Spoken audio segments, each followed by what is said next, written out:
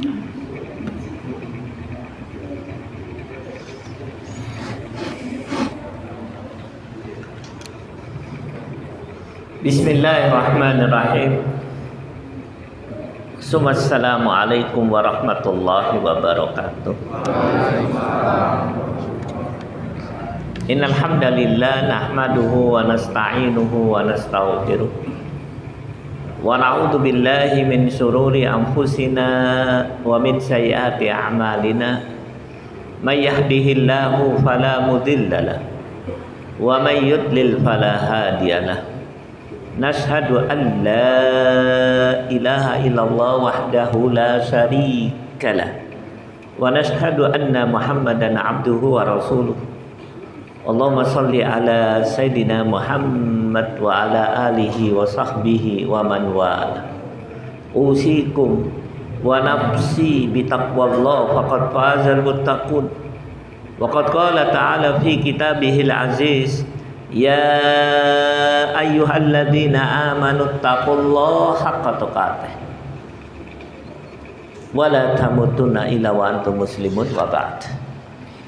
Ikhwanu fiddin rahimakumullah, bapak-bapak, ibu-ibu, saudara-saudara sekalian, adik-adik dan anak-anakku yang dicintai oleh Allah. Alhamdulillah pada kesempatan malam ini kita bisa berjumpa. Mari kita berdoa kepada Allah Subhanahu wa taala. Semoga perjumpaan memberikan manfaat bagi diri kita, keluarga kita, anak, istri kita, suami, ibu-ibu, orang tua kita, guru kita, kaum muslimin fid dunya wal akhirah.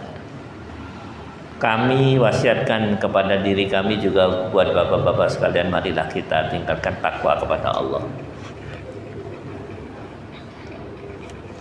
Kalau sudah bicara takwa, maka pertama kali harus kami sampaikan kepada bapak-bapak bahwa takwa itu artinya khauf awil khasyah. Harus diketahui, takwa itu artinya takut. Maksudnya takut kepada Allah.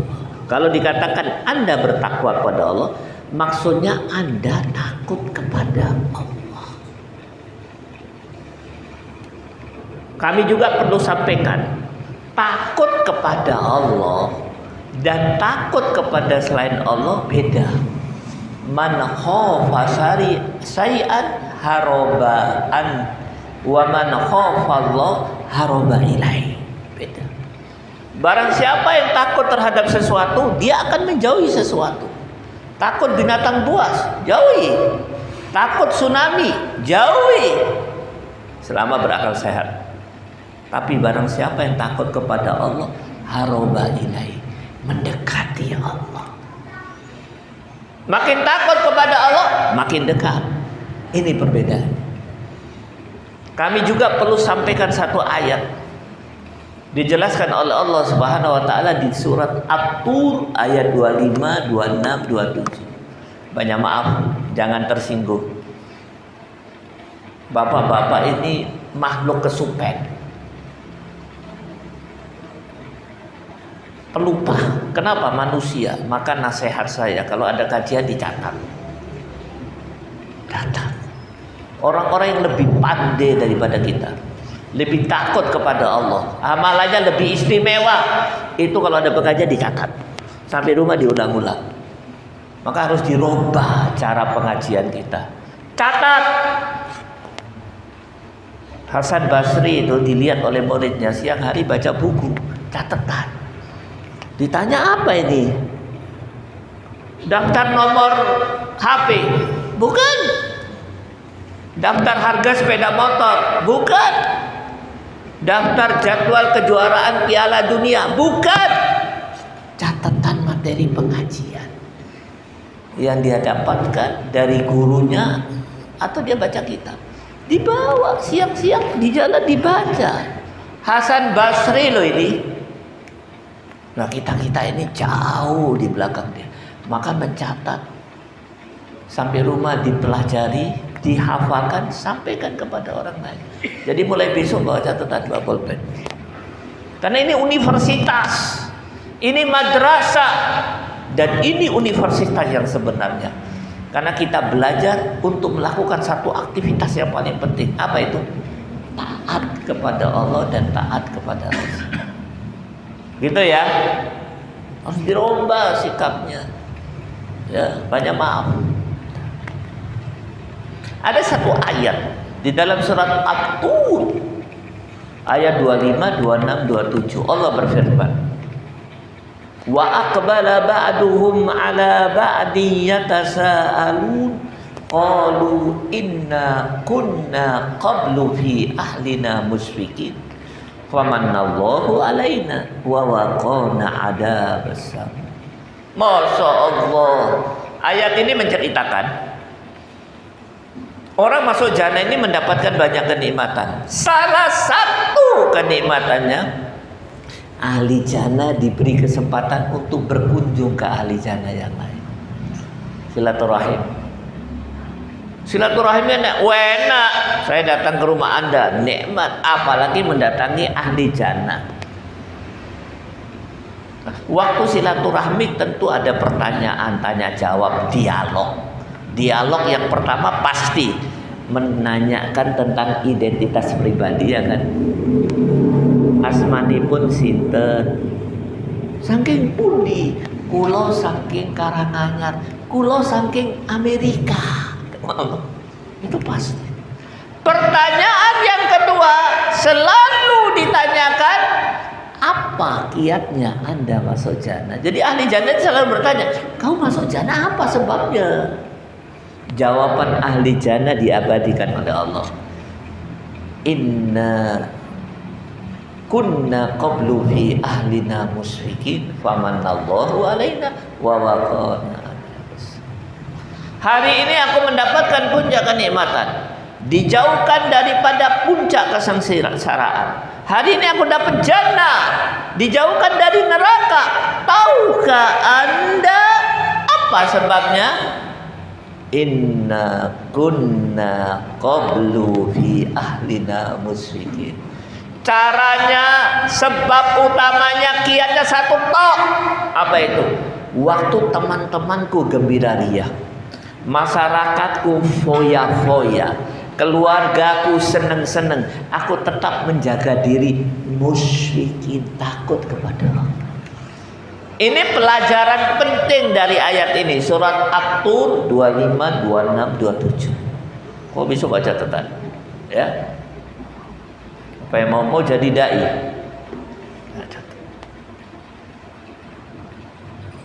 Ciri utama ahli jannah waktu di dunia selalu menjaga diri takut kepada Allah. Ustaz, berarti kami tidak boleh makan sate kambing pasar Kliwon? Siapa bilang? Tidak boleh jalan-jalan keliling dunia? Siapa bilang? Tidak boleh nonton Liga Dunia? Siapa bilang? Boleh. Karena itu tidak dilarang, tapi tetap menjaga diri takut kepada Allah. Begitu, Bu.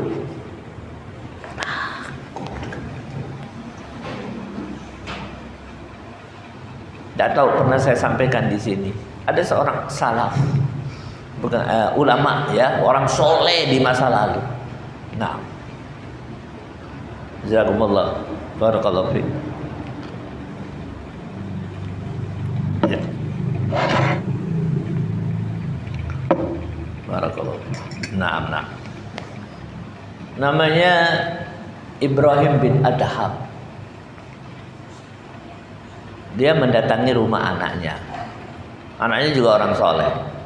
Sampai di rumah anaknya ketemu istri anaknya. Oh, anakmu nggak ada. Mertuaku, dia lagi jaga toko di pasar. Oh, nah, saya ke pasar. Berangkat dia ke pasar. Dari kejauhan dia lihat anaknya nyebul timbangan. Makin dekat nyebul timbangan. Ditanya oleh bapaknya, "Nak, apa yang kau lakukan ini? Meniup timbangan." Loh, kenapa? Supaya nggak ada debu. Loh, kenapa? Supaya tidak merugikan konsumen. Takbir bapak. Allahu Akbar. Subhanallah walhamdulillah wala ilaha illallah. Nah, yang kau lakukan ini lebih baik daripada umroh. Kenapa bisa muncul orang seperti ini? Bapaknya sa anake, sa mantune, karena takut kepada Allah. Maka ikhwan fiddin rahimakumullah, takut kepada Allah.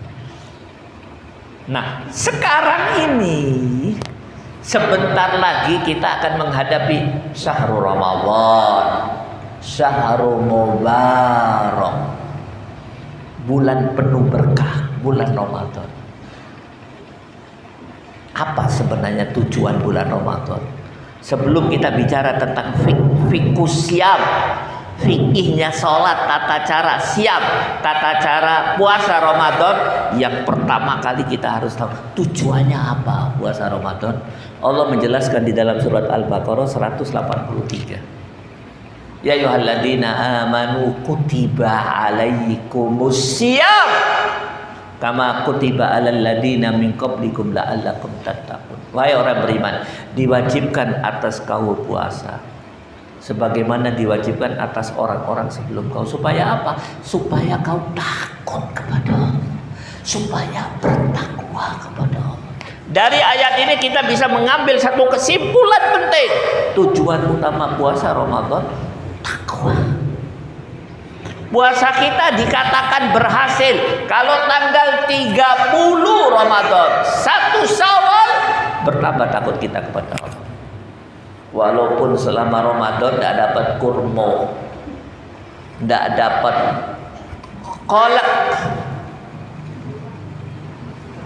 kolak pisang, tidak apa-apa. Yang penting bertambah takut. Tujuan nih, kalau tujuan daripada satu amal tidak kita pahami, amal kita menjadi berantakan, menjadi amburadul. Jadi yang pertama adalah takwa, takut kepada Allah. Nomor 1. Bagaimana fiddin rahimakumullah? Ini saya akan ceritakan di masjid yang lain. Ya, ini teman saya ini pernah hadir. Ada seorang soleh namanya Abu Bakar As-Sidli. Beliau menulis di autobiografi, riwayat dirinya. Abu Bakar As-Sidli ini ulama sekaligus pengusaha sukses. Pada satu waktu dia melakukan perjalanan dagang, kulaan barang ke Syam, Romawi. Pulang bawa barang, kafilah dagang dia bersama orang-orang, dia ratusan onta, ratusan kuda, penuh dengan barang dari Syam, kulaan barang larang, barang api. Di tengah jalan dicegat perampok, dirampas. Yang melawan dibunuh, yang tersisa ditawan, termasuk Abu Bakar As-Sidli, dibawa ke markas besar perampok. 1 hari, 2 hari, 3 hari Abu Bakar As-Sidli ditawan di sana. Di siang hari Abu Bakar melihat pimpinan para perampok pesta pora makan kambing guling. Siang hari ini makan semuanya. Abu Bakar melihat pimpinan perampok kok tidak makan. Maka Abu Bakar bertanya, pimpinan perampok, kenapa kau tidak pesta pora? Anak buahmu pesta pora. Apa kata pimpinan perampok? Ini shaim, aku sedang berpuasa. Maksudnya puasa sunnah, Senin Kemis. Marah Abu Bakar, dasar tukang rampok, kau rampas barang kami, kau bunuh kami, kau tawan kami, tanganmu berlumuran darah, masih sempat kau puasa. Dasar tukang rampok. Pimpinan rampok marah. Pak Tua, diam, kau tawanan. Diamlah Abu Bakar. Singkat cerita, beberapa hari kemudian Abu Bakar dibebaskan bersama kawan-kawannya. Singkat cerita,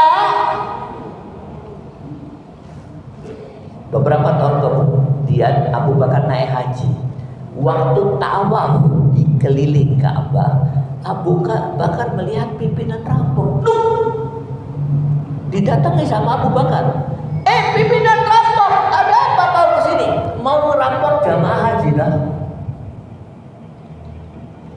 Kata pimpinan rampok, wallahi ya Syekh, aku datang untuk haji. Hari ini aku lagi tawaf. Aku sudah tobat. Wallahi, aku tidak pernah ngerampok lagi. Sambil menangis. Terus pimpinan rampok bertanya sama Syekh Abu Bakar As-Siddiq, tahukah Anda kenapa aku bisa begini? Tobat, meninggalkan segala kejahatan, dan hari ini aku sedang mendekatkan diri kepada Allah. Puasa apa? Haji. Kata Syekh Abu Bakar, tidak tahu aku. Apa kata pimpinan rampok? Sebabnya aku tobat. Dulu waktu aku rampok, aku puasa sunnah. Gimana pimpinan rahimahullah? Mari kita bandingkan pimpinan rampok sama jamaah masjid Mujahidin Banaran. Mari kita bandingkan.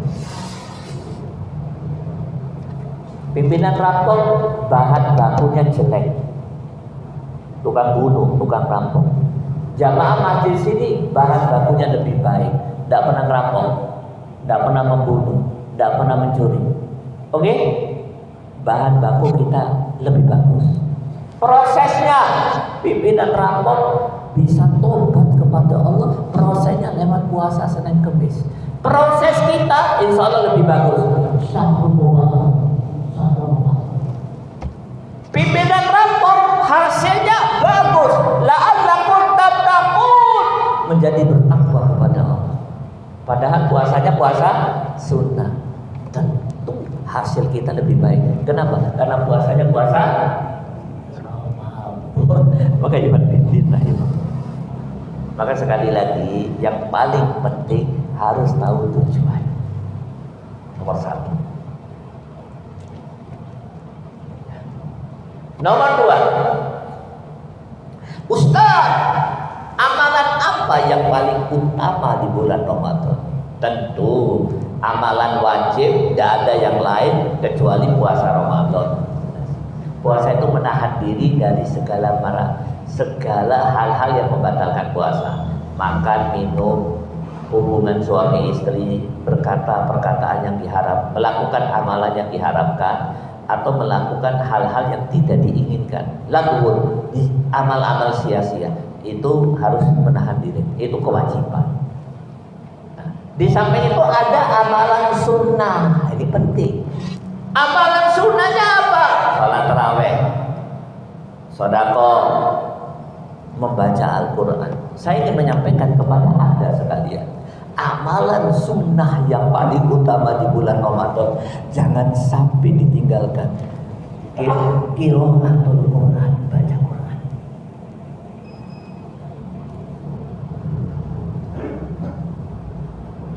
Seorang sahabat mengatakan, fa'lam annaka lan tataqarraba ilallah bisayyin ahabba ilaihi min kalami.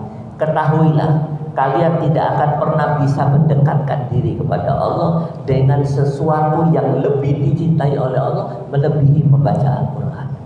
Jadi cara mendekatkan diri kepada Allah yang paling utama qiraatul Quran, baca Quran. Ustaz, saya Ramadan malam hari mari Isya sampai subuh tarawih. Boleh? Boleh. Tapi rugi kau kalau tarawih kau. Waktumu untuk baca Quran hilang. Lu yang bagus bagaimana? Silakan tarawih, tapi ojo lali baca Quran. Jangan kau habiskan waktumu untuk tarawih sementara kau tidak paham Al-Quran.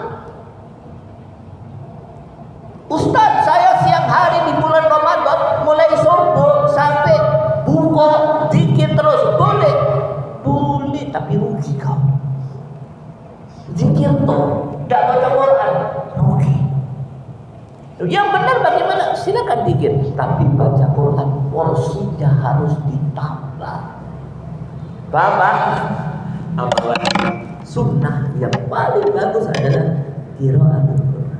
termasuk di bulan Ramadan. Makanya dikatakan bulan Ramadan syahrul tilawah, syahrul Quran, bulan membaca Quran. Yang kedua, tujuan sudah.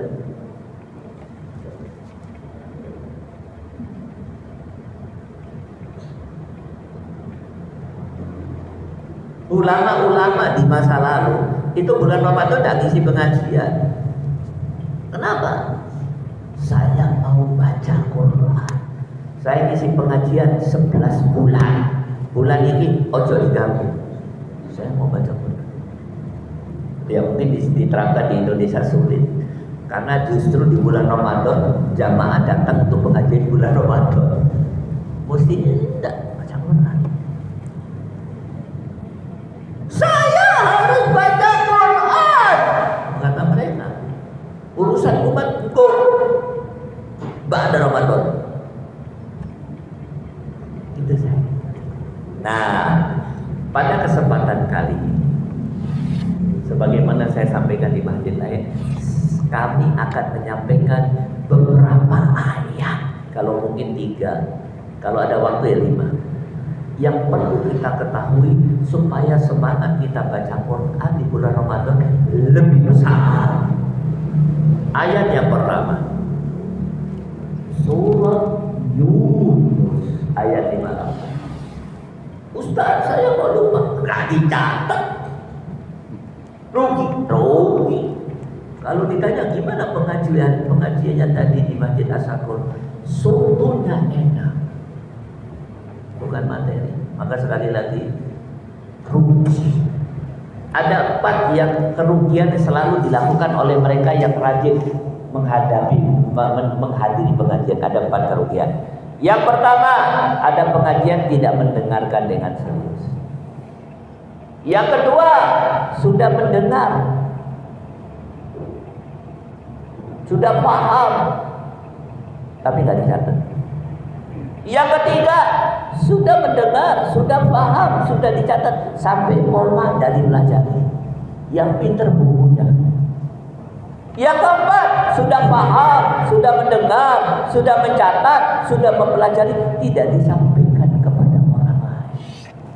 Istrinya tidak mendapatkan hidayah atau insight daripada dia. Anaknya tidak dapat apa-apa dari bapaknya. Bapaknya membisu 1000 bahasa. Kalau ditanya sama ayah anaknya, Bi, isi pengajiannya apa? Loh, terus bagaimana puasa saya nanti, Bi? Sakarapmu.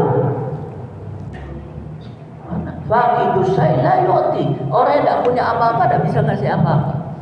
Maka sekali lagi, jangan tersinggung. Kalau tersinggung, alhamdulillah.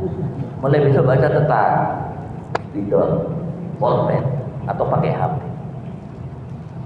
Gitu kok ya. Harus menjadi muslimah yang cerdas. Saya lanjutkan. Ayat yang pertama, surah Yunus ayat 58. Qul bifadlillahi wa birahmati fabidzalika falyafrahu huwa khairum mimma yajma'un. Masya Allah, ayatnya surat Yunus 58. Apa bunyinya? Katakanlah, dengan rahmat dan karunia Allah sepantasnya lah kalian bergembira. Itu lebih baik daripada dunia yang dikumpulkan. Jadi kalau orang dapat rahmat dan karunia Allah, sepantasnya bergembira. Itu lebih baik daripada dunia yang dikumpulkan oleh manusia. Saya buka tafsir, sekitar 10 tafsir kurang lebih. Hampir semua mengatakan rahmat Allah Islam yang kita anut, karunia Allah Al-Quran yang kita pelajari. Maka barang siapa yang Islam dan mempelajari Al-Quran, sepantasnya dia bergembira. Itu lebih baik daripada dunia yang dikumpulkan. Masa? Nah, betul minallah. Saya mau tanya Anda, ini antum disuruh milih Al-Quran atau Pajero Sport edisi terbaru. Harganya berapa Pak Didi ya? Suruh milih Al-Quran atau Pajero Sport edisi terbaru. Milih mana kok? Sing banter. Barakallahu fiik. Ini sulit cari orang seperti ini. Hari ini kebanyakan orang jangankan Pajero, Avanza bekas, dia rebut, dia tendang Al-Quran. Pak Didi, saya tanya ada apa? Milih mana ini, Al-Quran atau dapat villa di Tawamangu, ada 10 rumah, ada kolam renang, ada kafenya, view-nya cantik sekali, Masya Allah, semuanya lengkap. Milih mana saya? Barakallahu fiik. Sulit nyari orang kayak begini. Hari ini jangankan villa, KPR saja orang menendang Al-Quran hanya untuk dapat KPR. Pertanyaan terakhir, Pak, saya mau tanya ada apa ya? Pak, ada apa? Saya mau tanya Anda ada apa? Boleh jamaah masjid ini suruh milih Al-Quran dengan seorang wanita hafidhah, hafal Quran 30 juz, alimah, pinter, jamilah, cantik sekali, ghaniyah, sugih, paling sugih tak Solo, mudirah, direktur perusahaan. Milih mana? Barakallah. Sulit jadi orang seperti ini. Hari ini orang gara-gara wanita dia tendang Al-Quran. Saya ingin mengatakan kepada Anda dengan perumpamaan tersebut, Qul bi fadlillahi wa bi rahmati fa bidzalika falyafrahu huwa khairun mimma yajma'un. Kalau kalian Islam kemudian mempelajari Al-Quran, sepantasnya lah kalian bergembira. Itu lebih baik daripada dunia yang dikumpulkan. Khalas. Loh, mari jadi Isa. Kurang berapa menit?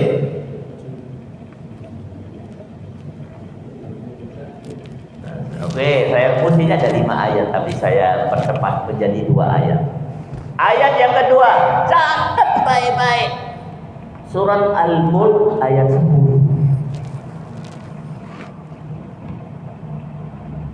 Wa qalu law kunna nasma'u aw na'qilu ma kunna fi ashabis sa'ir. Surat Al-Mulk ayat 10. Ayat ini menceritakan waktu ahli jannah dimasukkan ke dalam neraka. Jeblar. Panas, panas. Sakit, sakit. Menangis, menangis. Menjerit, menjerit, mengeluarkan air mata darah. Yang terjadi lebih dahsyat daripada apa yang bisa saya gambarkan. Neraka ini. Waktu dimasukkan ke dalam neraka, ahli neraka melakukan 2 aktivitas pertama kali yang mereka lakukan. Yang pertama mengeluh, menangis, merintih. Yang kedua sama, mengeluh, menangis, merintih. Apa rintihan yang pertama? Wa qalu law kunna nasma'u, ya Allah, kalau seandainya kami mendengar dan membaca Al-Quran, kami tidak bakalan masuk neraka. Tapi hanya kami memikirkan isi Al-Quran, kami tidak bakalan masuk neraka.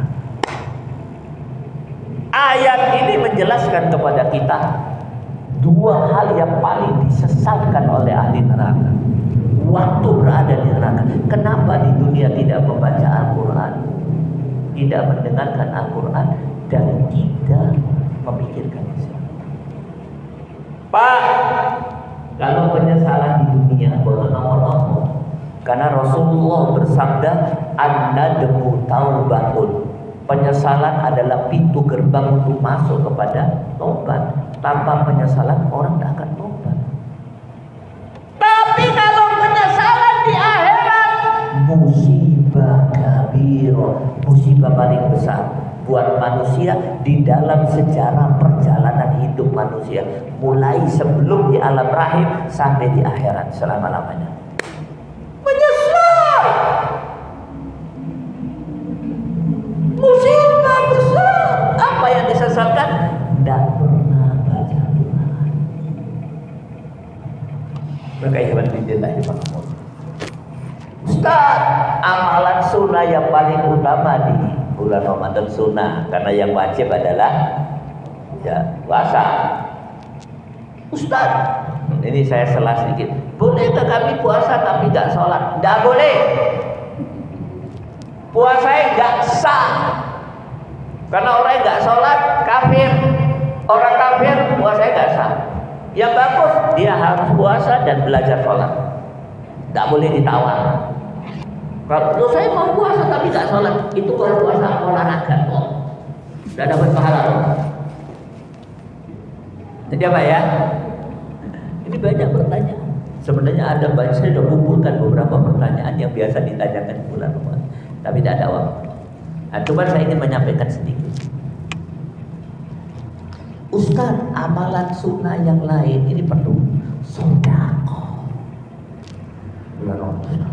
Terutama kita hidup di masyarakat yang membutuhkan sedekah kita. Banyak al-fuqara wal masakin. Saya akan bacakan satu ayat. Catat baik-baik. Surat Al-Munafiqun ayat 10. Wa anfiqu mimma razaqnakum min qabli ayyatiya ahadakumul maut wa yaqula rabbi laula akhartani ila ajalin qarib fa asaddaqu wa akum minas. Nanti dibaca di rumah Bu. Surat apa Bu? Munafiqun ayat sedoso bahasa Jawanya. Ayat ini menceritakan kebanyakan manusia waktu menghadapi kematian orang siap. Ustaz, adakah orang yang siap menghadapi kematian? Ada. Nih, kolil sedikit. Bahasa Jawanya apa? Setitik. Setitik kolil. Ada yang siap. Kebanyakan tidak siap. Nih yang siap, ada seorang sahabat waktu mau meninggal, dia buka tas koper yang 2 tahun tidak pernah dibuka. Ternyata ada baju dia yang paling utama, baju nostalgia masa lalu dipakai sama dia. Ada minyak wangi Lara, ada sorban bagus. Istrinya datang, Mas, suamiku, ada apa kau pakai baju yang bagus? Sebentar lagi aku mau ketemu kekasih. Kekasih yang mana lagi? Istrimu cuma aku. Nah, istriku, ada yang lebih aku cintai daripada kamu. Wah, ditinggal sama istrinya ke dapur. Ternyata dia tidur, dalam tidurnya dia meninggal. Yang dimaksud kekasih apa? Al-maut, kematian. Menanti kematian seperti orang menanti kekasih. Itu ada sedikit, kebanyakan tidak siap. Tanda tidak siap menghadapi kematian 2. Pertama minta, laula akhartani ila ajalin qarib. Ini permintaan orang yang mau meninggal, pasti minta itu. Tanda tidak siap apa? Ya Allah, alangkah nikmatnya kalau kematian ini kau tunda barang sehari, sepekan, sebulan, setahun. Pokoknya ditunda. Minta ditunda. Yang kedua, setelah itu dia mengeluarkan tanda tidak siap. Yang kedua, mengeluarkan pernyataan yang kedua, fa'as-saddaqa wa akum minas sholihin. Ya Allah, demi Allah, kalau kau tunda kematian, aku akan sedekah dan akan menjadi orang saleh. Tidak siap.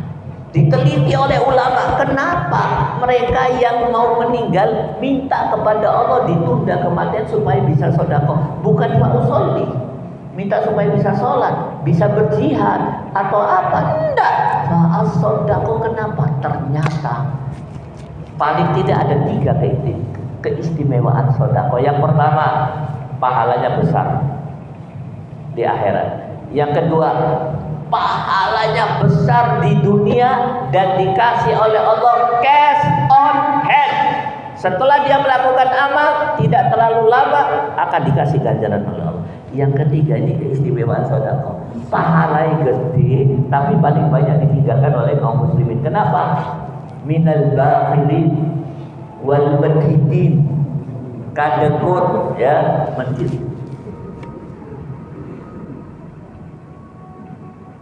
Ada kejadian di sedikit apa ya? Kejadian di Saudi Arabia. Ada orang kaya, majikan kaya. Dia bawa ke sakit, dibawa ke dokter, kanker rahim stadium 4. Kata dokter, banyak maaf Bu, hasil penyelidikan kami dengan para dokter yang lain, umur ibu tinggal saulan mati Bu. Banyak maaf Bu, ini ilmiah Bu. Ya udah, tawakal. Pulanglah ibu. Besok datang TKW dari Indonesia kerja di situ. TKW ini hari pertama setelah kerja masuk kamar mandi, sak jam, 2 jam, 3 jam, petang jam, tidak betul-betul dari kamar mandi, tidak keluar. Setelah keluar ditanya oleh majikannya, kenapa kau kamar mandi 4 jam? Sambil menangis, TKW ini cerita, banyak maaf Bu, saya harus memeras susu saya supaya keluar air susu. Loh kenapa? Saya barusan melahirkan. Loh ini anakmu? Loh tak tinggal di Indonesia. Loh kenapa kau tinggal? Saya kan harus kerja. Saya orang miskin. Kata majikannya, innalillahi wa inna ilaihi raji'un. Bu, kau pulang ke Indonesia, susuin anakmu selama 2 tahun. Ini tak kasih biaya. Tiketnya balik. Ini untuk suamimu, untuk makan, untuk obat. Nanti kalau sudah 2 tahun, bawa anakmu, suamimu datang sini kerja di sini. Dikasih duit sakit. 5 hari kemudian dia ke dokter, diperiksa, kanker ini waras. Cash on hand. Mungkin itu saja bisa saya sampaikan. Maka kesimpulannya, amalan yang paling utama di bulan Ramadan, tujuan yang paling utama, tahu tujuan Ramadan, apa itu takwa.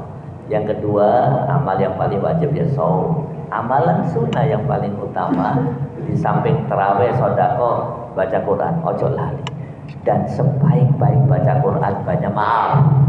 Sebaik baca Quran, kata ulama, ngerti mana nih. Ustaz, saya tidak pernah mondok, belum pernah ke belajar di luar negeri, tidak bisa bahasa Arab. Ono terjemahan. Saya sudah meneliti terjemahan bersama teman-teman saya.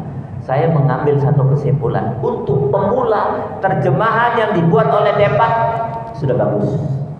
Untuk pemula, tentu nggak cukup, kalau mau lanjut harus bukan tafsir. Tapi untuk pemula menurut saya cukup. Bertanggung jawab mereka.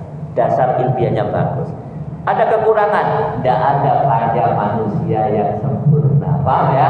Tapi untuk awal sudah bagus menurut saya, ya. Maka bagi Anda pahami itu dan gunakan itu di bulan Ramadan, ya, terutama supaya di bulan selanjutnya lebih semangat. Mari kita tutup dengan doa. Alhamdulillahirabbil alamin.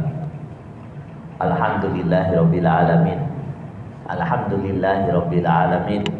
Allahumma shalli ala Muhammad wa ala ali Muhammad. Allahumma shalli ala Muhammad wa ala ali Muhammad. Ya Hayyu ya Qayyum, ya Hayyu ya Qayyum, ya Hayyu ya Qayyum, ya Dzal Jalali wal Ikram, ya Dzal Jalali wal Ikram, ya Dzal Jalali wal Ikram. Rabbana dzalamna anfusana wa illam taghfir lana wa tarhamna lanakunanna minal khasirin. Rabbana la tuzigh qulubana ba'da idh hadaitana wa hab lana min ladunka rahmah innaka antal wahhab.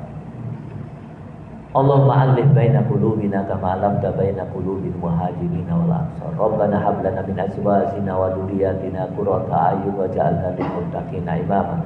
Rabbana hab lana minas sholihin. Allahumma sallimna li Ramadan wa sallim Ramadana lana wa tasallamhu minna mutaqabbalan ya rabbal alamin. Ya Allah, sampaikan kami ke bulan Ramadan dan sampaikan bulan Ramadan kepada kami, dan terimalah semua amalan yang kami lakukan di bulan Ramadan ya Rabbal Alamin. Rabbana atina fid dunya hasanah wa fil akhirati hasanah wa qina adzabannar. Subhana rabbika rabbil izzati amma yasifun Wassalamun alal mursalin walhamdulillahi rabbil alamin. Doa yang saya bacakan tentang Ramadan ini dibacakan sampai bulan Ramadan nanti. Ya. Subhana rabbika rabbil izzati amma yasifun wa salamun alal mursalin walhamdulillahi rabbil alamin. Mungkin itu saja. Selanjutnya, assalamualaikum warahmatullahi wabarakatuh.